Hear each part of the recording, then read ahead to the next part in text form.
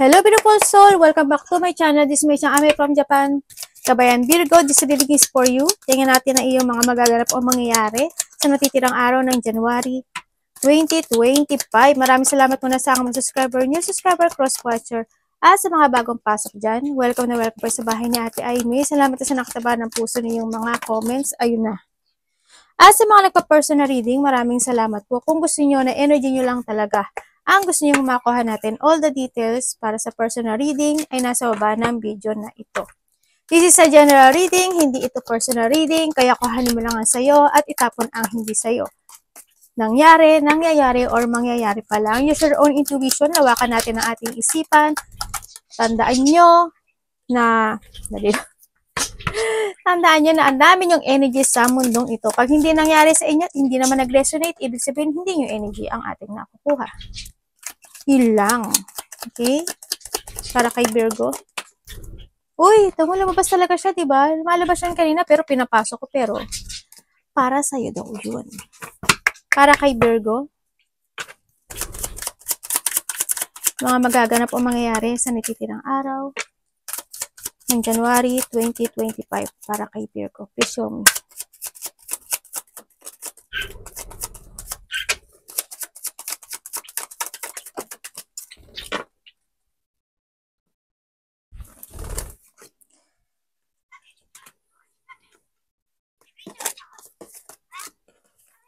Okay. And someone new is entering into your life. Ayan, maaring may bagong tao na papasok sa buhay mo. Maaring ito is related to a work. Yan, related sa mga customer or related sa business mo man yan, ganyan. May papasok na bagong tao. Maaring karelasyon mo, maaring girlfriend mo, boyfriend mo, kaibigan mo, o new connection. Yan. We have the dark man, maaring ito yun, maaring lalaki. Or maybe you are dealing sa tao na with a dark complexion or dark hair. Yan. And we have the woman, o ikaw to, dealing or relationship with a woman. O maaring ito is ikaw, kapatid mo, yan, kung sino man siyang woman na yan, maaring ito is a new connection. Maaring may mga makikilala ka na babae tsaka lalaki na new connection, di ba? Someone's entering eh. O, yan, di ba? Maaring itong si woman, kapatid mo, baka ito ring lalaki, asawa mo, kapatid mo, ikaw, ano man yan, no? And siyempre, bulol no? Successful, you know, there's a success happening sa buhay mo, no? Maaring related ito sa mga problema na pinagdadaanan mo o pagdadaanan mo. O kaya may mga successful happen na hindi mo asahan na mangyayari yon, diba? And syempre, nandito rin si advice from a friend. Yan, maaring magbibigay ka ng advice or someone is bibigyan mo ng advice. O kaya yung tao na yun is magbibigay ng advice. Maaring dito sa mga tao na to, kung sino man yan, di ba? And someone you know is undependable and insincere. May tao na, maaring may tao na may pinagdadaanan na isang situation na maaari ikaw is magbibigay ng advice. O kaya naman, baka itong tao na to is hindi siya sincere sa mga advice na ibibigay mo sa kanya. Ganyan. Or someone. Yan. Kung sino man itong someone na to. Diba? Maring anak mo, kapatid mo, asawa mo. Trust your intuition. O, diba? Ibig sabihin, there's a commitment, oh. Uy, ganda nito, oh. Oo, ganda yan. Diba? You have the 9, oh, i-connect mo ha, kung ano yung 9 sa'yo.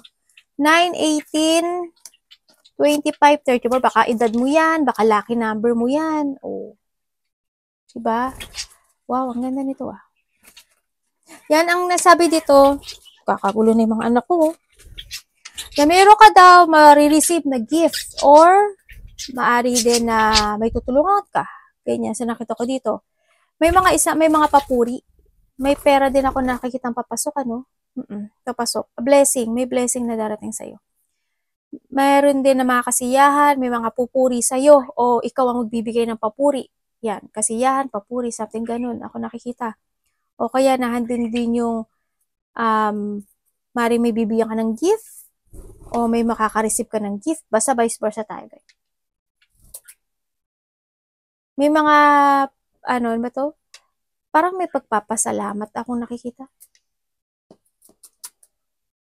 May mga kasiyahan, as in kasiyahan. Ito, sa nakita ko dito. May mga kasiyahan na magaganap, maaaring magbibigay ka ng gift, or may marireceive kang gift, ganyan. May mga papuri, you giving love, or advice, baka may magbibigay ng advice sa'yo, or ikaw ang bibigyan ng advice, ganyan. May money come, may money din ako na darating. O sa iba sa inyo, siguro nandun na rin kayo na maaaring may tao na mambobola sa'yo. Hindi naman siguro pambobola, siguro magsasabi lang siya ng totoo. Kasi good yung energy nito eh. Tsaka puro good kasi siya oh. Ibig sabihin, parang may tao na pupurihin ka na, uy, ang ganda mo naman, ang pogi mo naman, ganyan. O, kamusta ka na? Yung mga ganun na situation, no? Kung ano man yan. Or maaring ikaw yon. And then also, nakikita ko rito, iba sa inyo, maaring may mga alaga kayong aso, pusa, ganyan. Maybe you love pet talaga, iba sa nakita ko dito. Dito na rin na it's more kasiyahan, it's more, puro yung kasiyahan, no? Kasiyahan. Ang dami mo ng blessing, o di sana all. Andito na yung confidence mo. Andito na rin yung, alam mo kung sino yung mga magiging connections mo, kung sino yung mga pakakitunguhan mo. Alam mo yung purpose mo this time. Pagbabalik ng sigla, alam mo yung main concern mo. Sa nakita ko dito, yun. Kumbaga may mga loyal friend, may mga trustworthy person, ako na nakikita dito. Yan, may mga tao na susuportahan ka, susuportahan mo rin. Kumbaga may mga allies ako nakikita dito. Yan.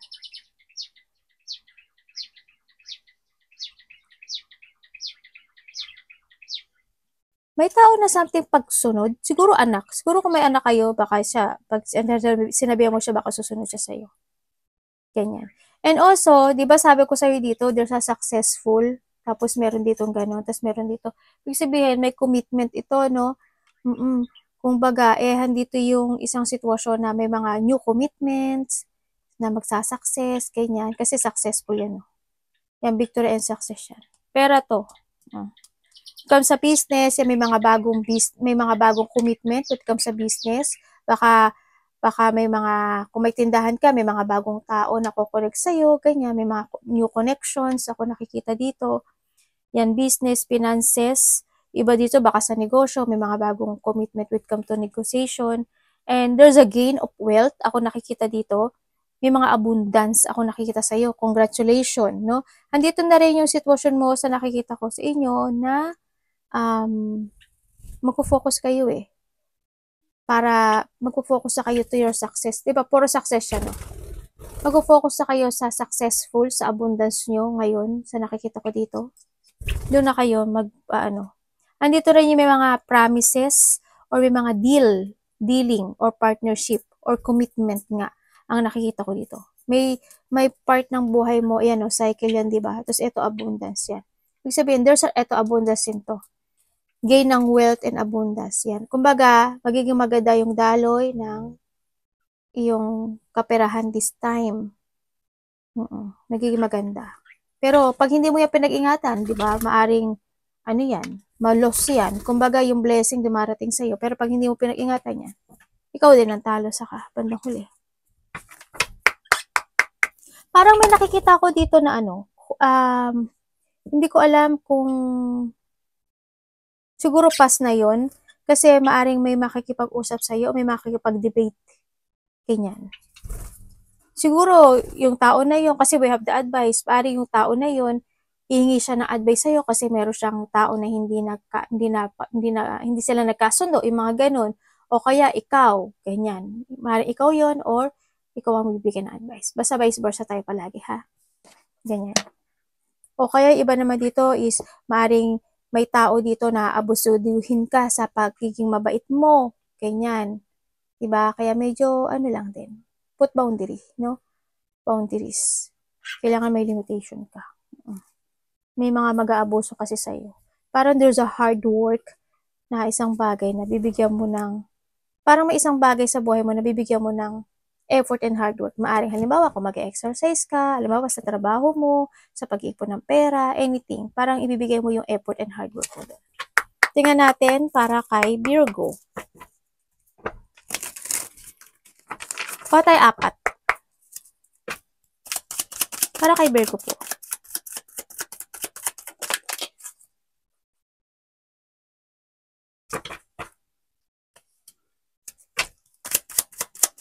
Virgo.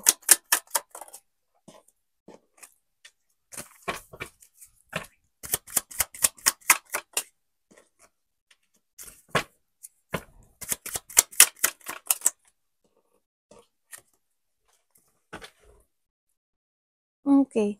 Sabi dito, maybe you will receive some text, communication, ganyan. Sa nakikita ko dito maaring makareceive ka ng text message or communication sa isang tao na maaring gusto makipagkita sa'yo, ganyan. O may tao makiki-connect sa'yo. Maaring yun, maaring kamag-anak mo, malapit sa puso mo, maaring kapatid mo, maaring anak mo, ganyan, kung sino man siya. Sa nakita ko dito. And then also, sa nakita ko rin dito is, titignan ko meron ako nakikita dito na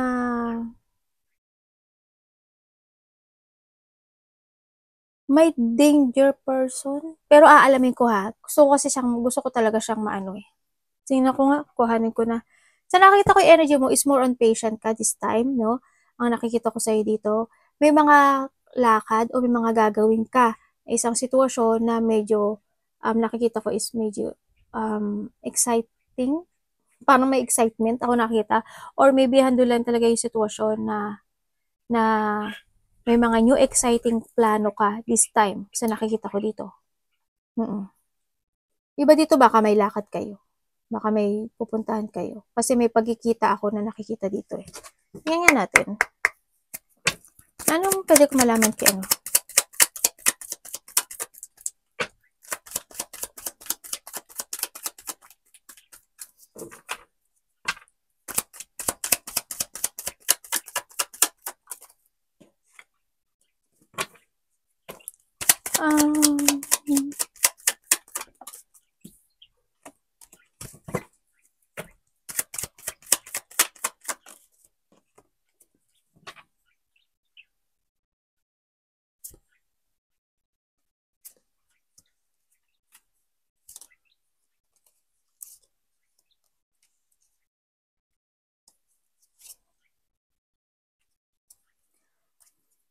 Okay, merong isang situation sa buhay mo na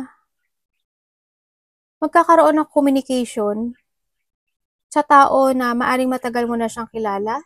Sa nakikita ko dito, maaring a friend, kamag-anak, kasama sa trabaho, ganyan. Siya yung tao na hindi ko alam kung may trabaho siya o wala, or maaring ikaw ito or o siya yung tao na maaring meron siyang pinagdadaanan. Kasi nakita ko sa kanya, hindi siya stable. Na ano yung chakra ko, bakit kaya? Parang hindi siya stable.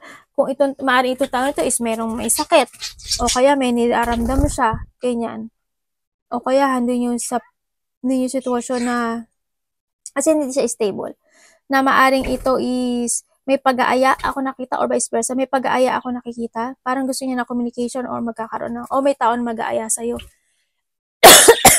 Gumin. Gumin. Gumin na. Okay po. Okay.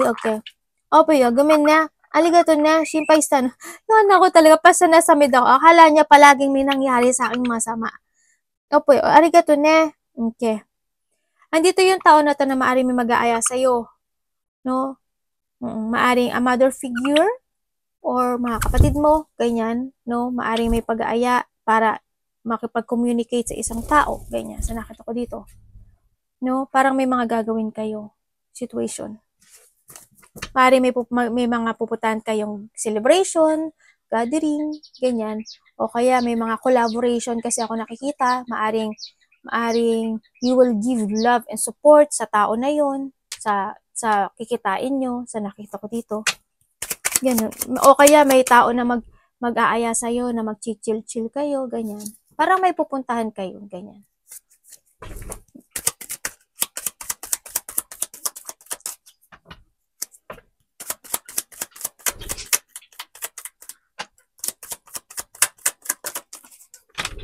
Maaring 4 kayo, 3 kayo, ganyan. Sa nakita ko dito.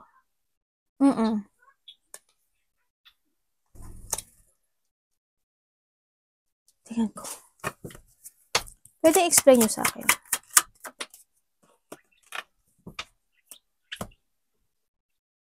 Oo, alam mo, may tao ko nakikitang may sakit talaga.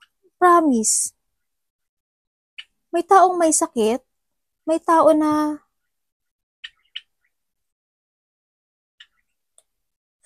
there's a burden person ako eh. May taong may burden. May tao na hindi ko alam kung may tutulungan ka talaga or may hihingi sa'yo ng tulong or may pagtulong ako nakikita eh. May pagtulong. Kuhanin mo lang yung sa'yo dun ha. Yan, may pagtulong din ako nakikita. Pero may tao na nagkakaroon ng burden or hindi siya stable, maaring sa health issue, yung iba dito sa nakikita ko, o may pinagdadaanan siya na related ang pera, itong tao na to. Ganyan. Sa nakikita ko dito. May nakikita ako na I hope wala, no? May nakita ko something losing valuable. Hindi ko alam, baka malaglagan ka ng pera, malaglagan ka ng mga gamit, o malaglagan ka ng ano, o kaya manakawan ka. Mag-ingat kayo, no? May something ako nakikita na ganun eh. Iba naman sa inyo, hindi kayo stable, pero mag-ipon kayo ng money, ha? Medyo iba dito is may problema sa financial. O hindi siya nakakapag-ipon ng pera. Hindi ko alam kung ikaw siya, pero mag-ingat kayo sa money. Tingnan natin dito sa page of wands. Anak, ang dami nating basura dyan ha. Page of wands.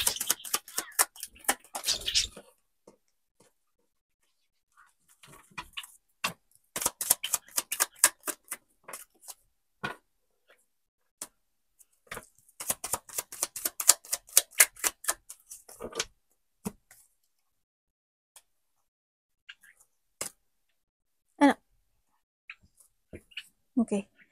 Dito naman, sa nakikita ko dito is may mga, andito na yung pagpaplano, no? At dito na yung plano mo na kailangan mo nang mag-ipon ng pera. Andi na yung sitwasyon na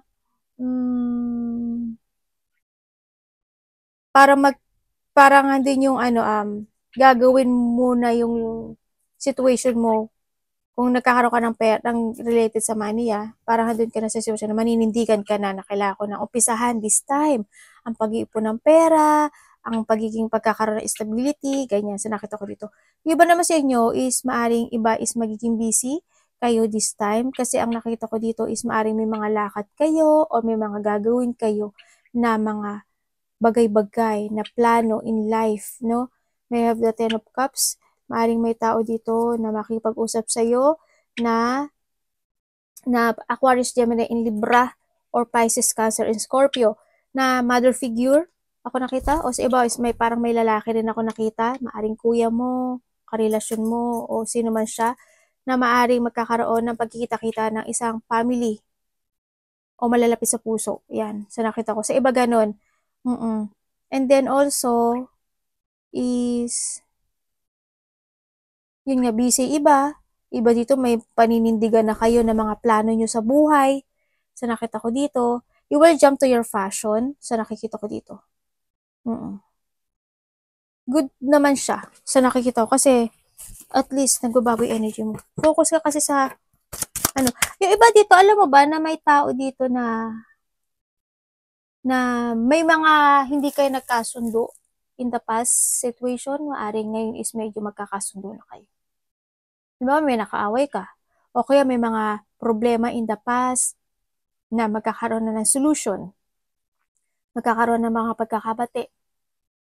Kung mga dati hindi kayo nagkakasundo-sundo ng tao na nasa paligid mo o sino man itong tao na to, maaring ngayon is maging okay na. Ganyan. Pero handun na yung boundary.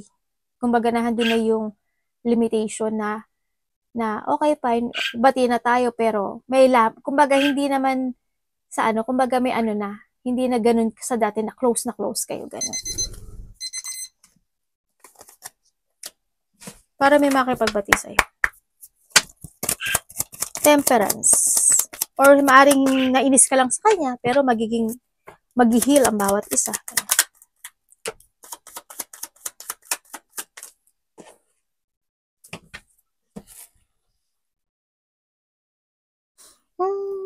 Puro temperance ah.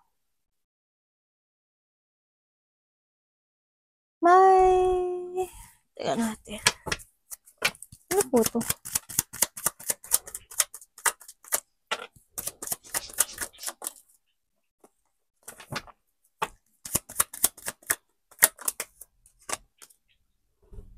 May lakad nga yung iba.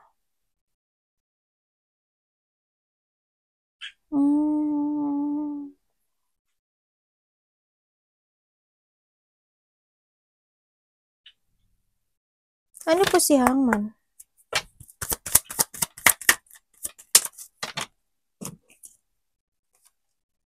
Meron ka daw gagawin na isang sitwasyon. Meron kang gagawin na isang sitwasyon na gusto mong ma-develop yun. Or ibibigay mo yung hard work and effort mo dun sa nakita ko. Parang gusto mo siya mag-grow. Ganun ang nakikita ko. Maaring in relationship, maaring trabaho, maaring sa ibang aspeto ng buhay mo, ganyan. Parang ang dami mo kasi iniisip this time sa nakikita ko dito. Ang daming plano ako na nakikita, pero gusto mo yun, bibigay mo yung effort and hard work mo doon. Ganun nakikita ko. May mga magkakaroon ka ng development doon sa sitwasyon na yun. Sabi ko kanina, di ba, pera. Or sa iba, relationship. Sa iba dito is may mga plano and strategy ako nakikita sa dito. Para it's more on focusing and commit dun sa sitwasyon na yun. To develop or to growth ang nakikita ko dito. Yun. Para magiging hindi ka magmamadali eh. Hindi ka magmamadali sa bagay na yun. Pero, magiging patient ka doon. Pero gagawin mo yung best mo doon sa part na yun. Any situation, relationship, pera, trabaho, development of their skill, anything, practice, ganyan. O kaya talent, ambitions, something ganun.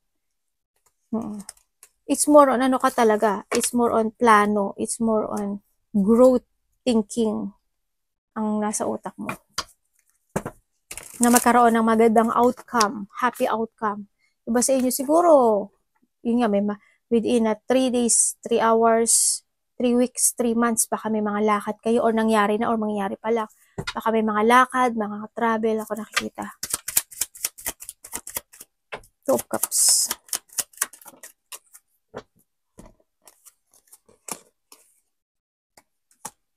Ano po yung Bakit po?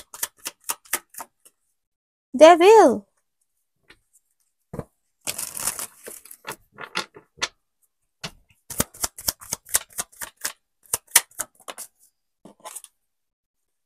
Naku.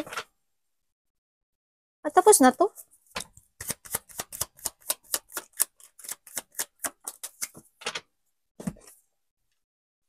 Tapos na daw. Buti naman po. Okay. Sabi dito is, tapos na naman siya. Pero sa tingin ko, hindi ka to eh. Sa tingin ko ang meron daw tao dito na makipag-usap sa'yo. Tapos, or parang andun yung, or vice versa, ikaw or vice versa. May tao na makipag-usap sa'yo. Siya yung tao na medyo, siya, hindi yung naging maganda yung situation niya, no, sa nakikita ko dito. Siya, parang nalinglang ata itong tao na to eh. Baka sana hindi ikaw itong nalinglang, may panglilinglang ako nakikita, mayroong may naging isang toxic situation or toxic person dito sa tao na to. Kasi parang gusto niyang i-fix yung situation na yun sa nakikita ko. Ganun. Maaaring itong tao na to is makikipagkita ka sa kanya or bibigyan mo siya ng support or advice, ganyan. O kaya naman makikipagkita ka lang. Ganun ang nakita ko. Pero, or ikaw ito ha, or ikaw ito. Baka vice versa tayo. Yun, parang handun sa sitwasyon itong tao na to na para may pinagdaanan siya na hindi magandang situation. And then you will give support and advice ito sa tao na to. Maari makikipagkita ka sa kanya. Maaring siguro, or siya ang makipagkita sa iyo ha. Maaring within the 2 days, 2 hours, 2 weeks, 2 months. Nangyari or mangyayari pala. Ganun ang nakita ko dito. Iba dito, lovers to. Pero iba dito, malapit sa puso nyo to. Ganyan. Iba dito, maaring may tao dito na babalik. Pero kilala nyo to. Kung hindi nyo to kamag-anak, lovers nyo to. Ganyan. Sabihin ko yung ano ha. Sabihin ko yung water. We have the Cancer. Ganyan pala. Aquarius, Gemini, Libra. Capricorn. Cancer. Leo. Gemini. Ganyan pa rin. Aquarius, Gemini, Libra. Yun. Yun sila. Iba kaya yung mga connections mo. Meron din na tayo Earth. Ikaw to eh. Ikaw yung Earth eh. Yun. Yun nakikita ko. May mga union, merong open communication with someone. Ako nakikita dito. No? Iba dito mother figure eh. Ganun ako pa nakikita yun eh. Iba dito mother figure, iba dito maaring lovers mo to. Sa nakita ko dito. Basta may connection sa sayo. Oo, there's a connection. Ako nakikita dito. Parang may union. Kanya, may union na mangyayari. Yan. Arigato namaste, God bless.